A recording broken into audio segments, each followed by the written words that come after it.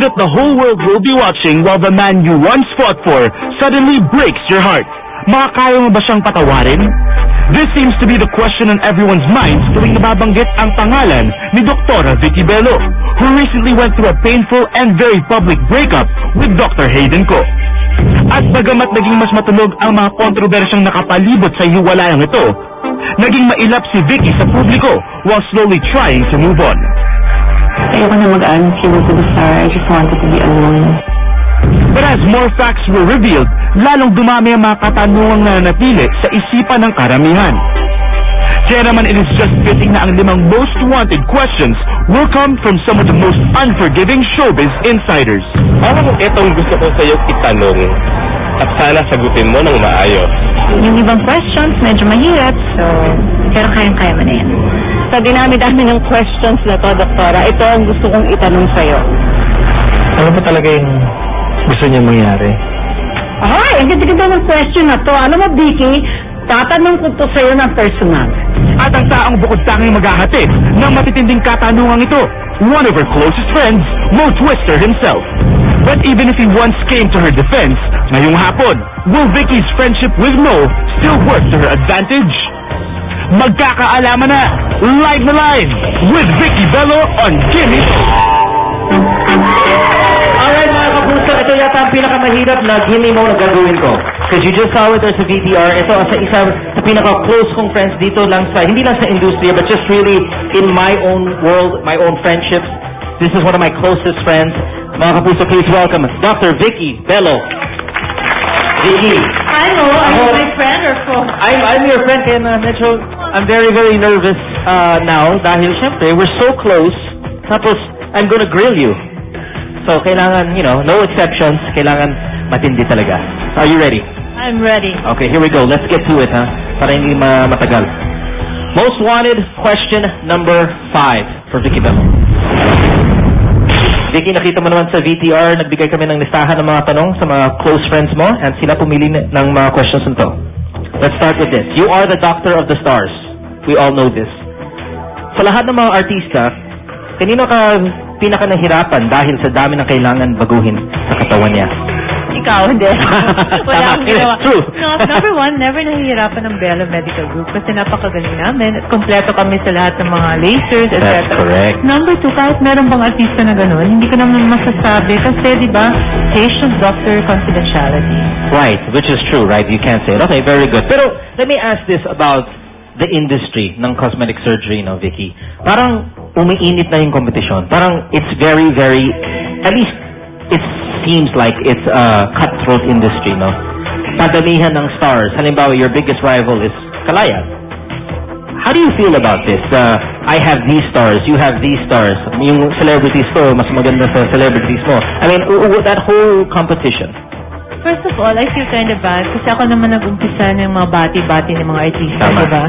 And that was years ago. So, I feel bad kasi parang ginagaya lang nila ako. Sana naman, mananap naman sila ng sarili nilang unique marketing, And all I'd like to say is, if you want to look like Boy Abunda, go to Dr. Kalayan. But if you want to look like Ding Dong Dantes and Jola Pascual, come to Bello. Well said, my dear. Well said. You told me to say that. If you want to look like Boy Abunda, go to Kalayan. If you want to look like Ding Dong Dantes, Vicky Bello. Very good. You know what? It's true. It's true. Please. Tama. No. That boy is the main endorser. Yeah, we know that, right. And Ding Dong is one of your main. Okay. Most wanted question number 4. Ang ganda na to. My, oh my Vicky. Okay. Vicky, let's talk about the very publicized Hayden, Dr. Hayden Co breakup and your relationship, no? During the times na naging very vocal ang anak mo na si Crystal about her dislike for Hayden. Sa tingin mo, kaya tumutol si Crystal kay Hayden ay dahil siya ang unang ninigawan ni Hayden? Alam mo, I really want to clear that up kasi it's so maling information. Ang nangyari kasi, nag-meet kami ni Hayden sa isang USP contest, Mr. and Miss Medicine. Pareho kaming doktor, pareho kaming judges. Dumaan siya at nagpalakpakan ng mga tao, napaka-popular niya sa USP. Na-intriga naman ako, sino tong taong to. Anyway, I found out he was an intern in Makati Med, and so therefore, nasa age ng 25, 26. My daughter then was 23. So sabi ko, ay, nakabagay ito. Kasi naghahanap na ako. My daughter was taking pre-med, and then hindi niya type, so nag-quit. So sabi ko, sino kaya magte-take over ng kliniko ngayon? The only thing that can happen is for Crystal to marry a doctor. At hindi sila magkakilala ha, not at all. So umuwi ako sa bahay, tapos sabi ko kay Crystal, Crystal, I found out the guy you're going to marry. Sabi niya, Mommy, ano ang sinasabi mo? I said, no, I found this doctor. Gwapo siya, matangkad, matalino, charming. Ayan, very na lang ang doctor kasi ayaw mo maging doktor. And she said, Mommy naman may boyfriend ako, si Jeff, we love very much. So sabi ko, pero still you meet him na lang kasi baka naman type mo kasi kailangan ko talaga ng doktor. Sorry, Jeff. So, bali, ikaw nag-play ng matchmaker. Ako nag-matchmaker. So, pero eventually, Dr. Hayden Ko and your daughter did not like each other. No, it's not that they didn't like each other. It's my daughter's very faithful. And Hayden also had a girlfriend at that time. So, Hayden would visit naman the clinic, in-introduce ko silang dalawa. Then sabi ko kay Crystal, ano, what do you think? She goes, Mommy, he's cute, but I have a boyfriend. So I'm very proud of you, Crystal, because you have the right values. Okay, good. And then it went to you naman, si Dr. Hayden Ko. Okay. Most wanted question number 3, Dr. Bello. Bago yung actual hiwalayan yun ni Dr. Ko, no? Nakaroon ka ba ng mga suspicions that maybe he was not being faithful? Hindi siya nagiging faithful sa'yo? Alam mo talaga, most of the time, talagang wala. For such a long time, wala, because he's the most caring, thoughtful boyfriend, and he's always with me. We're together at work, we're together at night. But paano ka nagkaroon ng suspicion if you're over actually, together? pero one time, I remember I went to Joyce Jimenez's wedding because I was with Ninang. I was in the States. I only went there for 4 days. Tapos, 6 days it was supposed to be. Tapos inisip ko, sana may kutob lang ako na meron nangyayari. So, binola-bola ko si Hayden na uwi ako in 6 days. Pero ang ginawa ko, umuwi ako in 4 days. Wow. Tapos, galing sa airport kasi alam mo naman yung flight ng marating ng 6 in the morning. Dumiretso ako sa condo niya. Tapos, ganun pa yung puso ko kasi akala ko may magbubuhi ako doon, nakatulog. Oh. Pero pagpasok ko, nag-iisa lang siya. At saka he was so happy to see me. So, parang he was happy, I'm so happy you came back. Okay, so nawala yung aking nawala yung doubt mo na baka may nag-cheat siya or something like that. But the very infamous thing that went around nung nag-break kayo ni Dr. Hayden, no, is that may video.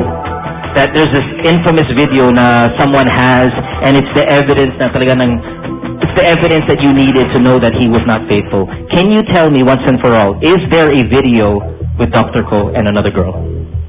Yes, there's a video. Wow. But it's not what you think.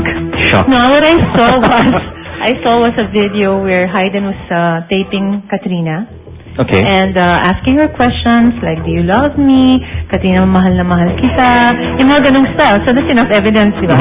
And what were some of the lines, aside from that, being used in the video? the line that was painful was, well, there were many painful, of course. It was a very painful video, but the one that was talagang masakit was she said something like, girlfriend mo lang naman siya eh, ako asawa mo. That is what Katrina That's said? what Katrina said. Wow. Okay, let's move to the next question. Most wanted question number 3. Now, Vicky, ang tanong na to ay galing kay Manay Lolit Solis. So, here it is. Yung bang pagbabati niya ni Chris Aquino, totoo, sincere at bukal sa puso? Wow! Ang ganda ng question na yun with Chris Aquino. But before you answer that, Dr. Bello, let's take a commercial break and we'll find out ano ang sagot ni Dr. Bello sa tanong ni Lolit Solis. Babalik ang Showbiz Central. Don't go away.